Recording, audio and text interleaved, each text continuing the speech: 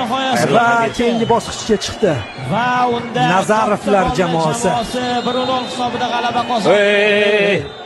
Uchrashuvning eng yaxshi futbolchisi 17-raqamda mana shunisi kerak emas. Kerak emas. Ertaga to'xtatib qo'yishligi mumkin. Jamshid Umarov chidasha olmayapti. Yutqiziq va mana shunisi kerak emas. Hozir o'zi Dilshod Nazarovda ayb bo'ldi menimcha. Yo, gap bu yerda Dilshod emas, bu yerda Ozod edi, keyin bunaqa qilib baribir. Ozodmidi? Ko'pchilik borgan Ozodmidi? Bunaqa munosabatda bo'lishlari bu mardning ishi emas. Mana ajratib olishyapti.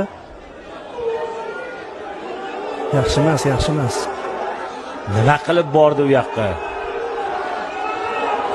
To'xtatish kerak bu narsani. Bu turnirni to'xtatishga olib keladi Murod aka. Ha. Yo, o'zi o'yin tugadi. Nima qilasan borib? Mayli, yakunlaylik. Ha, yakunlaymiz 1-0. Yana davom etyapti, qarang. Yana davom etyapti. Ha, to'g'ri qilishyapti hozir. Olib chiqib tashlashyapti. Olib tashlab, shunaqa qilish kerak. Aks holda tugamaydi bu janjal. Ha. Bo'ldi, chiqarib uni bekitish kerak. Milliy gvardiya xodimlari iltimos qaranglar. Qani, chidaganga chiqarganda.